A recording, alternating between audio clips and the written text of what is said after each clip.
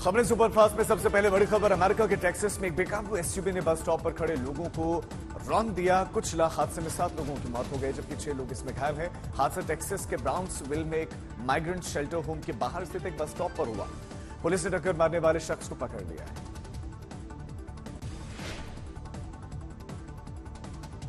केरल के मल्लपुरम में बड़ा नाव हादसा हुआ है। नाव पलटने से 22 लोगों की मौत हो गई जिनमें ज्यादातर बच्चे और महिलाएं शामिल हैं।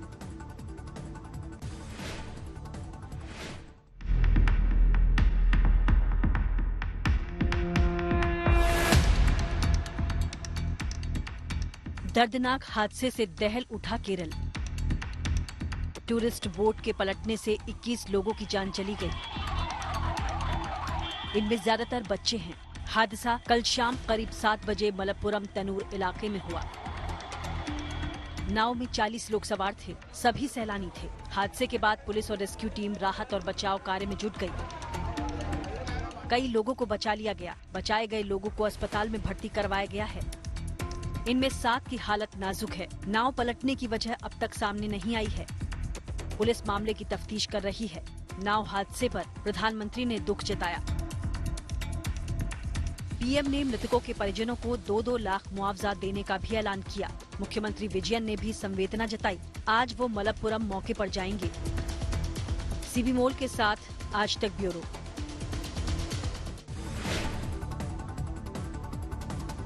यूपी के मुरादाबाद में सड़क हादसे में 10 लोगों की मौत हो गई जबकि 13 लोग इसमें जख्मी हो गए। हादसा पिकअप और ट्रक की टक्कर के बीच में हुआ। इस बीच में शादी समारोह में ये लोग जा रहे थे और हादसे में जान गंवाने वाले सभी रिश्तेदार बताए जा रहे हैं।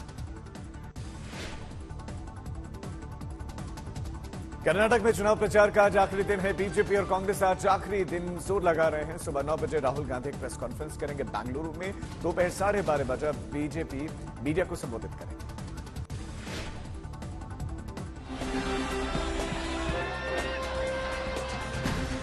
कर्नाटक में आज प्रचार का शोर थम जाएगा। आखिरी दौर में बीजेपी और कांग्रेस ने पूरा जोर लगा दिया। बीजेपी की ओर से प्रधानमंत्री ने कमान संभाली। लगातार 2 दिन रोड शो कर हुंकार भरी। गारंटी देना चाहता हूं कि आपने मुझे जो प्यार दिया है, आपने मुझे जो आशीर्वाद दिया है, मैं कर्नाटका का विकास करके आपको ब्याज समेत लौटाऊंगा। तो कांग्रेस की तरफ से राहुल गांधी और प्रियंका गांधी के साथ साथ सोनिया गांधी भी मैदान में उतर आईं। आप ही बताइए कि आप किस पर भरोसा करेंगे? चंद लोगों के फायदा पहुंचाने वालों या फिर सभी के उत्थान के लिए संघर्ष करने वालों पर? कर्नाटक की चुनावी फिजा में बजरंग बली भी आए तो बॉलीवुड फिल्म केरल स्टोरी भी छाई रही। मणिपुर हिंसा पर भी बयानबाजी हुई तो चीन और आतंकवाद भी छाया। आज आखिरी दिन भी बीजेपी और कांग्रेस प्रचार में कोई कोर कसर नहीं छोड़ने वाली हैं। प्रियंका गांधी आज 2 रोड शो करेंगी तो महाराष्ट्र के मुख्यमंत्री एकनाथ शिंदे बीजेपी के लिए वोट मांगेंगे। राहुल गांधी सुबह 9 बजे प्रेस कॉन्फ्रेंस करेंगे तो बीजेपी दोपहर 12:30 बजे मीडिया के सामने अपने तरकश से तीर निकालेगी। बेंगलुरु से हिमांशु मिश्रा और नागार्जुन के साथ ब्यूरो रिपोर्ट आज तक। सोनिया गांधी के संप्रभुता वाले बयान पर प्रधानमंत्री मोदी ने पलटवार किया। प्रधानमंत्री मोदी ने कहा कि कांग्रेस का शाही परिवार देश हित के खिलाफ है। कांग्रेस विदेशी शक्तियों को दखल देने के लिए उकसाती है। जब भारत के हितों के खिलाफ काम करने की बात आती है तो कांग्रेस पार्टी की रॉयल फैमिली, शाही परिवार सबसे आगे आता रहता है। भाइयों बहनों, मैं गंभीर विषय पर आज इस धरती पर से कुछ कहना चाहता हूं। आज दिल में बड़ी दर्द है, इसलिए मैं कह रहा हूं। ये देश इस प्रकार के खेल कभी माफ नहीं कर सकता है दोस्तों। मैं यहां कहे बिना रह नहीं सकता हूं। ये फैमिली खुले तौर पर भारत में राजनीति को प्रभावित करने के लिए विदेशी शक्तियों को दखल देने के लिए उकसाते हैं। ये लोग कैसे गुप्त रूप से भारत को पसंद न करने वाले विदेशी डिप्लोमेट के साथ सीक्रेटली मिलते हैं। अब देश को इन सारी बातों का पता है। ये ऐसे काम करते हैं जिससे बार बार भारत की संप्रभुता का अपमान होता है। वहीं कांग्रेस नेता प्रियंका गांधी वाड्रा ने प्रधानमंत्री पर मुद्दों को डायवर्ट करने का आरोप लगाया। कोई कविता का अंश था ना, तू इधर उधर की बात न कर, ये बता कि काफिला क्यों लौटा। मुझे रहजलों से गिला नहीं, तेरी रहबरी का सवाल है। मैं समझाती हूँ इसमें कवि क्या कह रहा है। कह रहा है कि तू इधर उधर की बातें बंद कर, ये बताओ कि ये लूट क्यों हुई। जो लूटता है डकैतों से मुझे कोई शिकायत नहीं है, लेकिन तुम्हारे नेतृत्व से शिकायत है। राहुल गांधी ने भी कर्नाटक में रैली की और प्रधानमंत्री मोदी पर जमकर हमला बोला। राहुल गांधी ने कहा कि मणिपुर जल रहा है और प्रधानमंत्री मोदी तो प्रचार में व्यस्त। जो हिंसा की राजनीति है उसका नतीजा मणिपुर में आज दिखाई दे रहा है। मणिपुर जल रहा है मगर प्रधानमंत्री और होम मिनिस्टर कर्नाटक में दौरा कर रहे हैं। बेंगलुरु में चुनाव प्रचार के दौरान राहुल गांधी ने डिलीवरी बॉय के साथ स्कूटी की सवारी की और फिर से गिग वर्कर्स और डिलीवरी बॉय को काम करने वाले लोगों के साथ उन्होंने डोसा भी खाया। इस दौरान राहुल गांधी ने उन लोगों की जिंदगी के बारे में बातचीत की।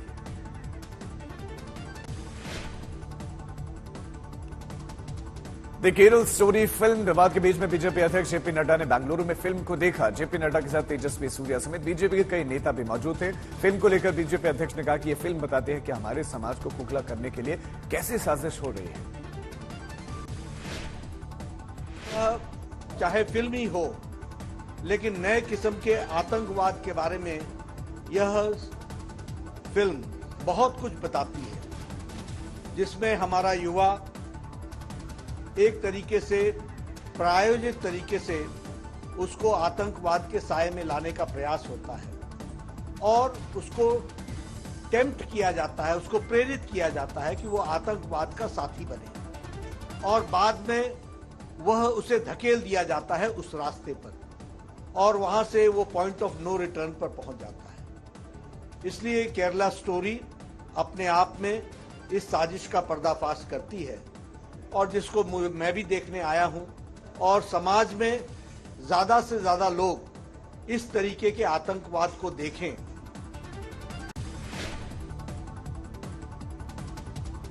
सीएम अशोक गहलोत के धमाकेदार बयान से राजस्थान में सियासी तूफान आ गया। गहलोत ने 2020 में सरकार बचाने का जो क्रेडिट है वो वसुंधरा राजे को दे दिया और साथ ही कहा कि बाकी विधायक बीजेपी के लिए जो उन्हें पैसे लिए थे वो लौटा दें। खर्च कर दिया, करोड़ 2 करोड़ खर्च कर दिया, बता दीजिए मुझे। वो मैं खाना पूर्ति करूंगा अखिल भारतीय कांग्रेस कमेटी के अध्यक्ष को क्या करके उनका पहले वापस दो। आप लोग दबाव नहीं रहे, आप ईमानदारी से काम कर सको और मैं पूरा साथ दूंगा आपका। मुख्यमंत्री अशोक गहलोत ने सियासी बम फोड़कर राजस्थान की सियासत में बड़ा धमाका किया। अपने गृह शहर धौलपुर में गहलोत ने घड़ी की सुई 2020 की ओर मोड़ी और सचिन पायलट का नाम लिए बगैर कहा कि बागी विधायकों को बीजेपी से मिले पैसे लौटा देना चाहिए। गहलोत यही नहीं रुके, उन्होंने सरकार बचाने का क्रेडिट वसुंधरा राजे और बीजेपी के 2 नेताओं कैलाश मेघवाल और शोभरानी कुशवाहा को भी दिया। वही बात कैलाश मेघवाल ने और वसुंधरा सिन्हा ने कहा कि हमारे यहाँ कभी परंपरा नहीं रही है इस प्रकार चुनी सरकारों को गिराने की पैसे के बल पर। ये कहा उन्होंने, क्या गलत किया उन्होंने, इतने बड़ी सरकार बची है। ये मैं जिंदगी में ये घटना कहीं भूल नहीं सकता जो मेरे साथ बीती थी। ये तो प्रदेशवासी मजबूत रहे, सजग रहे। फोन आते थे एमएलए के पास में मुझे घर है कहते हुए, और आम जनता ने कहा एमएलए को, अपने अपने एमएलए को, चाहे 6 महीने रहना पड़े होटलों में रहो, सरकार नहीं करनी चाहिए। गहलोत के डबल धमाके पर राजस्थान में सियासी बवंडर आ गया। वसुंधरा राजे ने बयान को साजिश बताते हुए पलटवार किया। उन्होंने कहा 2023 में हार के डर से गहलोत झूठ बोल रहे हैं, अमित शाह पर झूठे आरोप लगा रहे हैं। रिश्वत लेना और देना दोनों अपराध हैं। यदि उनके विधायकों ने पैसा लिया है तो एफआईआर दर्ज करवाएं। तो केंद्रीय मंत्री गजेंद्र सिंह ने कहा कि अगर गहलोत इतने ही सच्चे हैं तो पैसा लेने वाले अपने विधायकों पर केस क्यों नहीं दर्ज करवाते हैं। गहलोत अपने विरोधी खेमे को गद्दार साबित करना चाहते हैं। धौलपुर से जय किशन शर्मा के साथ ब्यूरो रिपोर्ट, आज तक। कुश्ती संघ प्रमुख ब्रजभूषण की गिरफ्तारी के खिलाफ पहलवानों ने जंतर मंतर पर कैंडल मार्च निकाला। खिलाड़ियों ने कहा कि देश संविधान से चलता है और उन्हें इंसाफ चाहिए। खिलाड़ी 21 मई से तब जो है 21 मई तक वो जंतर मंतर पर डटे रहेंगे और यहीं पर कुश्ती की प्रैक्टिस भी करेंगे। लोग यहाँ पे आए हमारा समर्थन करने के लिए, हमें ताकत देने के लिए। इस न्याय की लड़ाई में जो फैसला लिया गया है वो तो हमारे बड़े बुजुर्गों ने बता ही दिया है। 21 तारीख तक का टाइम दिया है। अगर उसमें हमारी सुनवाई हो जाती है, जो हम सरकार से मांग कर रहे हैं, अगर वो पूरा नहीं होता है तो 21 तारीख के बाद कोई बड़ी को ली जा सकती है हमारी तरफ से। दिल्ली के जंतर मंतर पर धरने पर बैठे किसानों के समर्थन में किसान भी उतर आए हैं और रविवार को पहलवानों के समर्थन में किसान जब आए तो दिल्ली पुलिस ने कुछ खाप नेताओं को भी निजी वाहनों से दिल्ली की सीमाओं से जंतर मंतर तक जाने की अनुमति दी। खाप नेताओं को ट्रैक्टर्स पर राजधानी में प्रवेश करने की अनुमति हालांकि नहीं थी। देश को सम्मान दिलवाया, आज वो अपने ही देश में बेगाने से हो रहे हैं तो उनको इंसाफ मिलना चाहिए। कैसे मिलेगा वो इंसाफ? आंदोलन चल रहा, अब तो जुड़ गया खड़ा। जब ठा लिया हाथ में जंदरा तो क्या 10 और क्या 15, अब तो जुड़ गया खड़ा, मिलेगा। प्रयागराज की नैनी जेल में बंद अतीक अहमद के दूसरे बेटे अली से पूछताछ की तैयारियां शुरू हो गई हैं। यूपी पुलिस अली को कस्टडी में लेने का मन बना चुके हैं। उमेश पाल हत्याकांड से पहले शूटर गुड्डू मुस्लिम, साबिर और मोहम्मद गुलाम अली के दोस्त बनकर नैनी जेल में पहुंचे थे, मिलने के लिए पहुंचे थे और पुलिस रिमांड के दौरान अतीक अहमद के वकील खान सौलत हनीफ ने भी हत्याकांड में अली की भूमिका बताई थी। शूटर मोहम्मद गुलाम अली का सबसे ज्यादा वफादार था।